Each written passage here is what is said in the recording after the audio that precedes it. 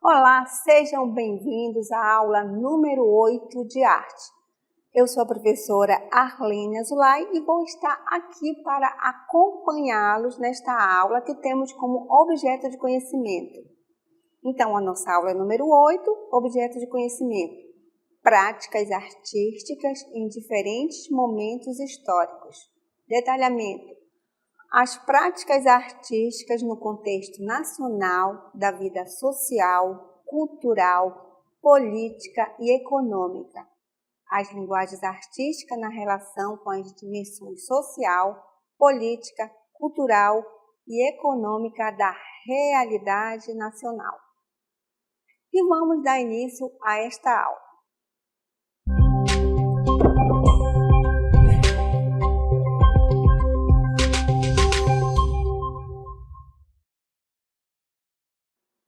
Então, iniciamos nossa aula de hoje nesse mural, que é uma obra cubista que ela foi produzida por Pablo Picasso. Então, essa obra aqui, ela tem muito simbolismo. Verifique que ela não é uma obra naturalista, ou seja, ela não retrata a realidade, mas sim é uma obra fragmentada, cheia de simbolismo. Como vocês podem ver, aqui ao lado nós temos uma mulher aqui com um filho, certo? Em desespero. E ali em cima nós temos um touro, que é um símbolo lá da Espanha. Aqui, nesse outro lado, nós temos um homem ali queimando. Então, essa obra tem muita representação, muito simbolismo.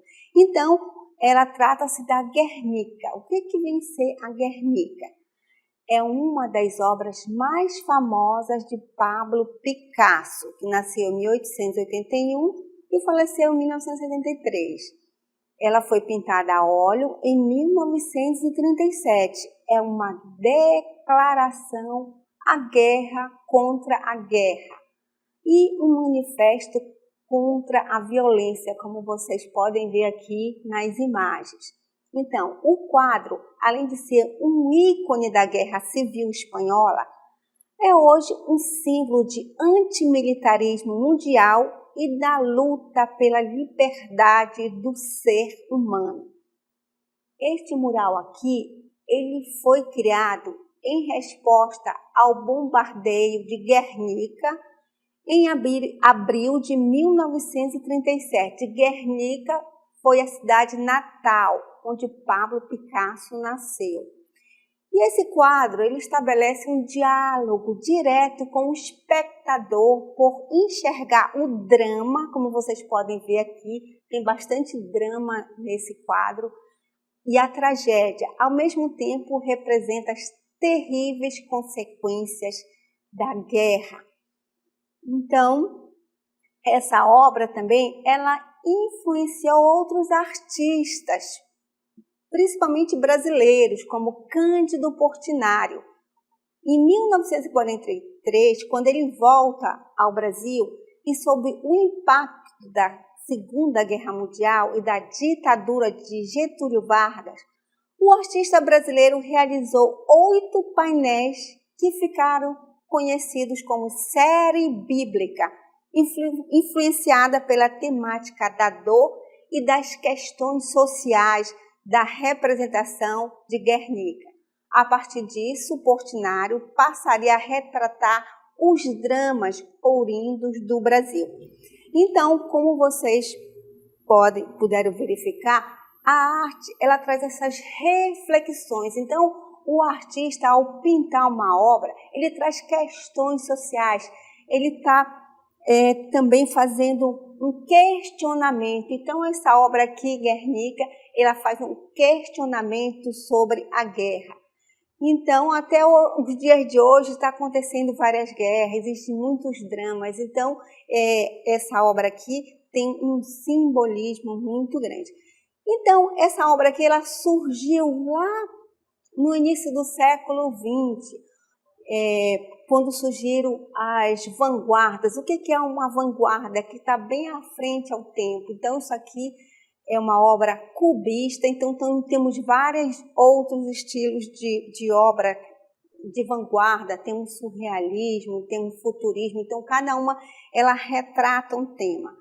Então, e a arte ela sofreu uma revolução desde o início do século XX, certo? Quando houve uma grande revolução, onde hoje houve a Revolução Industrial, onde houve vários inventos, foram criados, por exemplo, o telefone, a máquina a vapor, a máquina fotográfica. Então, foi a partir daí que a arte também ela sofreu uma evolução. Então, os artistas não podiam mais retratar a realidade, então eles começaram a pintar de uma forma diferente. E hoje nós temos a arte contemporânea, que é a arte dos dias atuais. Então, o que vem ser a arte contemporânea?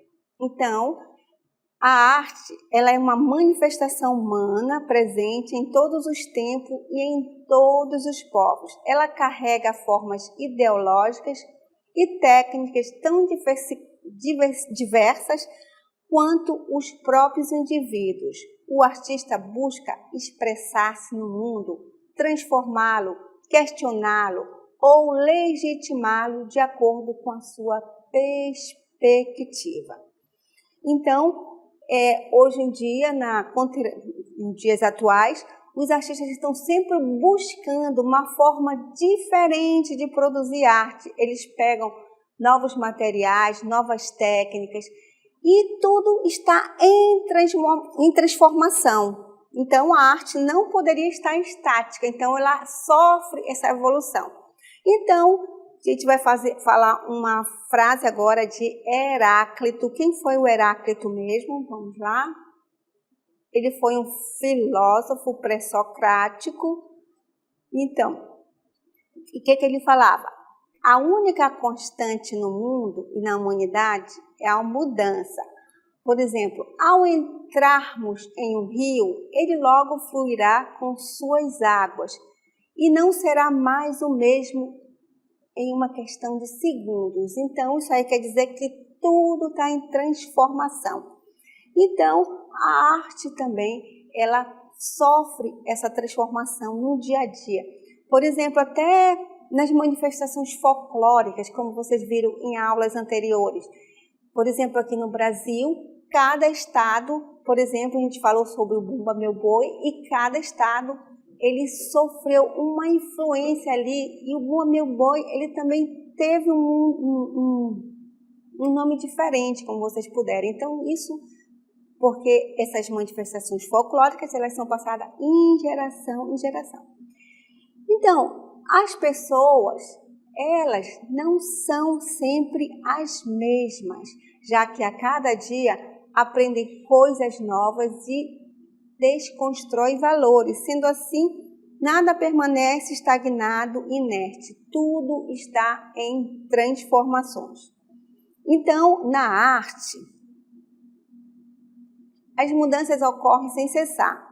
Alguns movimentos artísticos se destacam por promover profundas inovações e rupturas, enquanto outros estabelecem uma forte relação com o passado, a memória e a tradição.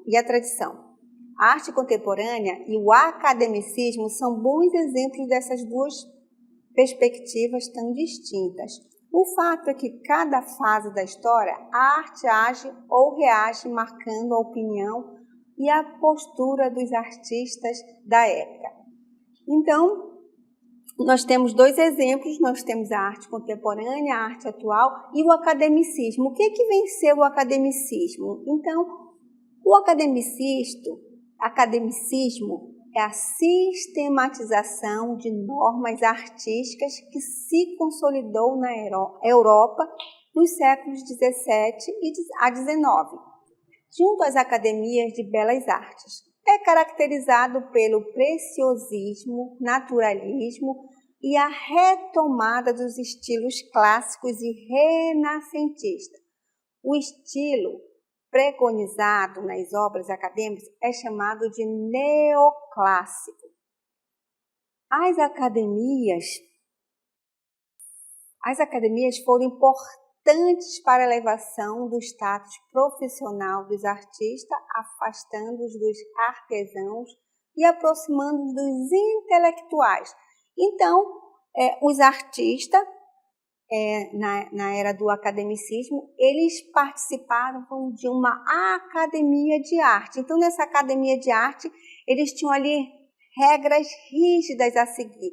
Por exemplo, os temas das obras, eles tinham que ser constantes. Por exemplo, retrato, natureza, personalidades. E a obra, ela tinha que ser o mais real possível. Então, tinha que ter a pintura das pessoas era o mais real possível. Então, eles retratavam, por exemplo, pessoas, personalidades com características reais.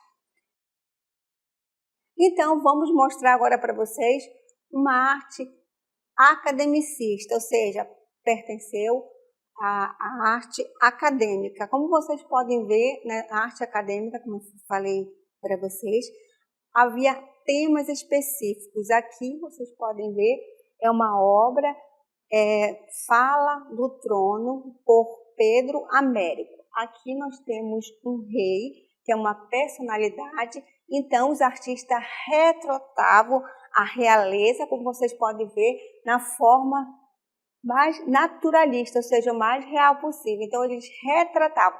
Nessa época, não havia a fotografia. Então, os artistas eram pagos para fazer o quê? Os retratos, principalmente das personalidades, da realeza, como vocês podem ver aqui. Então, o Pedro Américo, nessa imagem aqui, vamos falar um pouco desse quadro. Bem, Pedro Américo, que pintou essa obra, ele mostra D. Pedro II por ocasião da fala do trono na abertura da Assembleia Geral no dia 3 de maio de 1872. Vem à esquerda, como vocês podem ver lá, observando ali, na parte inferior do quadro, figuras importantes no cenário político do Império. Então, além de retratar essas pessoas importantes, ele retratava também fatos históricos. Então, eles estão ali, o artista, o Pedro Américo, ele retratou esse momento aqui, Fala do Trono. Então, foi pintada por Pedro Américo. E a gente vai mostrar uma outra pintura academicista. Aqui a primeira missa no Brasil, que foi pintada por Vitor Meirelles. Essa obra aqui, ela foi baseada numa carta de Pedro Vaz de Caminha ao rei de Portugal. Então, ele retrata aqui a primeira missa do Brasil. Então, geralmente, na pintura academicista, ele retrata ali pessoas, um acontecimento histórico, como vocês podem ver aqui na imagem, mas só com olhos europeus. Então, uma visão lá da Europa. Aqui não é uma obra realista, mas sim com uma visão europeia. E nós vamos ver uma outra obra, Morro de Santo Antônio, aqui, que é uma obra também que mostra uma paisagem da Bahia, lá do Rio de Janeiro. Ali nós vamos ver o Pão de Açúcar. Então, essas obras academicistas, ela retratava, né, principalmente pessoas da realeza, então paisagens, então eles tinham temas e tinham que retratar a obra o mais real possível. Só como eu falei no início, a arte está em constante transformação. Então, depois dessa era do academicismo, nós tivemos as vanguardas, o expressionismo, o cubismo, o surrealismo, o futurismo, e hoje nós temos a arte contemporânea, que é a arte dos dias atuais. Então, vamos conceituar o que vem ser essa arte contemporânea. Bem, ela surge com uma revolução na maneira como se faz arte, desde meados do século XX. O encontro entre arte e público é uma das principais características da arte contemporânea. seja em qualquer linguagem. Seu propósito é promover uma aproximação que produza significados para o público que agora interage participando da proposta do artista. Então, a arte contemporânea, ela valoriza mais o conceito, a atitude e a ideia da obra do que necessariamente o objeto final. A intenção é refletir de modo subjetivo sobre a peça artística, não apenas a contemplação pela sua natureza estética. Isso é uma obra do academicismo, onde os artistas eles colocavam suas obras nas exposições, numa galeria, e o público ia lá para o quê? Para apreciar essa obra. Mas na arte contemporânea há várias mensagens. Por exemplo, a gente vai mostrar uma arte conceitual para vocês. Bem, como vocês podem ver aqui, nós temos a fonte de Marcel Duchamp. Então, essa é uma obra dadaísta desse autor aqui. O que ele fez? Então, ele pegou um mictório, que ele tirou esse objeto, certo? E colocou numa galeria de arte em Nova York. Mas por que esse artista fez isso? Ele fez para chocar o público. Já pensou você entrar numa galeria de arte em Nova York e se deparar com um mictório?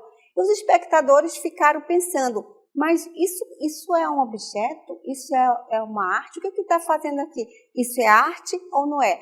Então, até hoje, o Marcel Duchamp, ele criou a arte conceitual e faz uma reflexão. O que é arte ou não é arte? Então, além disso, ele criou também um outro conceito de ready-made, ou seja, objeto pronto. Então, ele pega um objeto já pronto, sem interferir em nada, sem pintar, ele pega o objeto do seu contexto e coloca numa galeria. Ele já colocou, por exemplo, rodas de bicicleta, vários objetos com essa intenção de fazer uma reflexão e fazer com que o espectador observe o objeto e reflita, isso é arte ou não é? Então, a arte contemporânea, ela valoriza mais o conceito, então é por isso que é chamada de arte conceitual. A atitude, a ideia da obra, necessariamente, bem, a arte contemporânea, ela valoriza mais o conceito, a atitude e a ideia da obra do que necessariamente o objeto final, como vocês podem ver aqui. A intenção é refletir de modo subjetivo sobre a peça artística, não apenas a contemplação pela natureza estética. Olha só, isso aqui tem alguma estética, é apenas um objeto que o artista colocou numa galeria de arte. Então, ele faz essa reflexão. E também ele cria ali a arte conceitual. E nós vamos mostrar para vocês mais uma obra da arte contemporânea. Aqui nós temos um grafite, certo? Então, essa obra ela foi feita na zona portuária da cidade do Rio de Janeiro, em 2016, pelo artista Eduardo Cobra, que é um grafiteiro muito famoso. Ou seja, ele é paulista e durante sua adolescência agia na clandestinidade quando realizava pichações nos muros da cidade. Atualmente, ele é um dos maiores muralistas do mundo e autor de obras dos 5 continentes. Olha só, a responsabilidade ela é conhecida nos 5 continentes. Então, em suas obras sempre emite mensagens sobre questões sociais. Olha só, preste bem atenção, observe essa obra. Então, o nome desse mural aqui, ele é chamado Etnias, é nomeado Todos Somos Um. Tem 3.000 metros quadrados e para a confecção da obra foram utilizadas 1.800 litros de tinta branca no fundo da parede, 700 litros de tinta colorida e 3.000 latas de spray.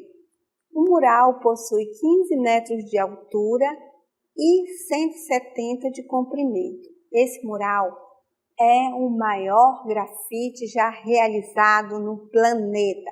Então, etnia, ele mostra o quê? Todas as etnias do planeta, tanto os indígenas, os negros, os asiáticos. Então, tudo isso está nesse painel gigantesco de Eduardo Cobra. E a gente vai mostrar uma outra imagem que trata-se de uma instalação.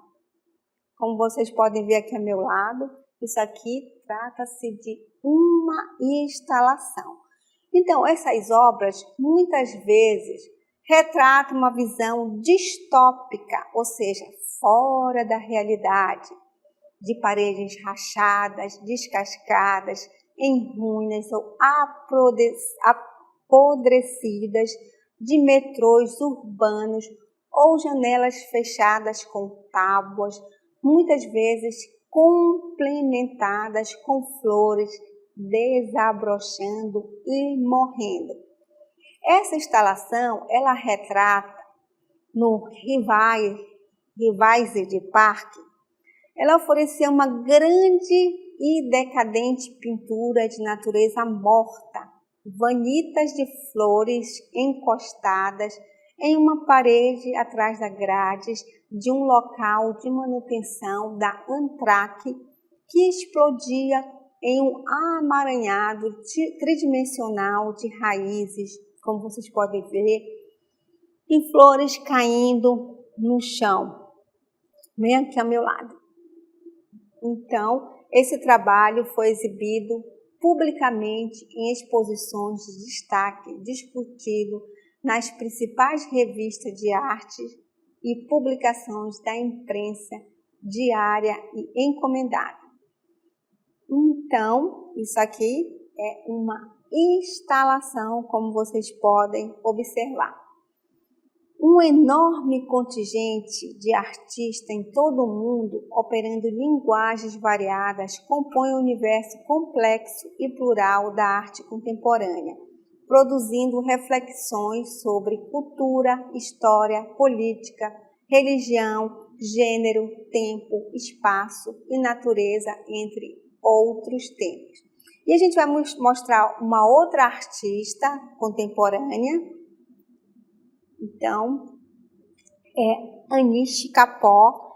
Ele é um indiano que vive na Inglaterra e nos leva a pensar o mundo a partir do choque de culturas e cujas obras suscitam discussões em torno das percepções humanas. Vamos mostrar uma obra de Anish. Então, como vocês podem ver, isso é uma escultura que é descrita como uma ampulheta de aço polido de 5 metros de altura e reflete e inverte o céu de Jerusalém e a paisagem do museu, como vocês podem observar. Uma provável referência à dualidade da cidade entre celestial e terreno, sagrado e profano. Então, a gente vai agora mostrar uma outra obra para vocês. Então, Anish Neshah é uma artista iraniana, radicalizada nos Estados Unidos. Ela questiona referências e códigos culturais, religiosos e sociais do mundo muçulmano. Ela desenvolveu, nos anos de 1960, a série fotográfica Mulheres de Alá, que discute o papel da mulher na sociedade islâmica. E vamos mostrar a imagem dessa obra. Essa obra é uma releitura, certo? De Mulheres de Alá. Então, nesta imagem, Shirin posa com roupagem do mundo muçulmano e traz o rosto coberto por caligrafia. Infelizmente, nós não podemos representar essa caligrafia islâmica, enquanto um rifle aponta para o alto. A mescla de elementos visuais evidencia a tensão que permeia o tema. Então, vamos falar um pouco agora do Brasil. O Brasil desponta como nação em que a diversidade cultural alimenta a arte e a cultura. O que se revela na música, nas artes visuais, na cultura popular, no design, na moda, no grafite, entre outras áreas. Os brasileiros são vistos como inventores de uma estética calorosa, sensual, festiva, mas também questionadora. E a gente vai mostrar agora uma artista chamada Lygia Clark. Lygia Clark explorou a série Os Bichos, que consiste em esculturas manipuláveis de placas metálicas articuladas com dobradiças. Em seguida, desenvolveu ideias originais que ultrapassaram os limites da arte e abriram possibilidades psicoterapêuticas em suas criações. E a gente vai mostrar uma obra, O Bicho Linear, uma das construções de Lygia Clark. Bem, Os Bichos foi uma série de esculturas produzidas por Lygia Clark a partir de 1960, no período em que a artista, juntamente com o grupo Frente do Rio de Janeiro, passou a integrar o movimento neoconcretista. Então, observe bem aí essa obra de Lygia Clark. Bem, são esculturas formadas por placas de metais ligadas por dobradiças de forma a conseguir formar novas esculturas, não se prendendo tão somente à forma original, mas dando uma infinidade de possibilidades para a criação de novos bichos. Então, o público ele interage com essa obra, ele pode movimentar e transformar, e cada vez que ele movimenta, ele transforma um outro objeto. E a gente vai falar sobre um outro artista, Ernesto Neto, que é do Rio de Janeiro. Ele é artista plástico da cena brasileira de arte contemporânea. Sua obra se situa entre a escultura e a instalação, destacando-se pelo uso de materiais diversos, pelo caráter lúdico e pelo agenciamento do corpo e do espaço. Vamos mostrar uma obra de Ernesto Neto. Como vocês podem ver aí, isso aí é uma instalação, certo? Chamada Gaia Mother Tree. A obra do artista brasileiro Ernesto Neto está exposta na estação central de trem da cidade de Zurique, na Suíça. A escultura é composta por várias cordas de algodão, tecidas inteiramente à mão, com técnicas de crochê, formando uma grande árvore que vai do chão ao teto. É possível caminhar dentro dela e descansar em assentos dispostos em círculos, enquanto apreciam-se os galhos preenchidos com especiarias aromáticas. Então, além do espectador ele interagir, passar entre a obra, ele sente o aroma ali da obra. Então, a arte contemporânea é isso que vocês viram. Temos as instalações onde o espectador ele interage com a obra, ele passa por entre os objetos e também ele pode sentir os aromas, os cheiros. Por exemplo, ali no objeto, os bichos de Lygia Clark, o espectador ele pode ali movimentar e transformar aquele objeto em outro. Então, nós chegamos ao fim da nossa aula. Espero que vocês tenham compreendido e gostado.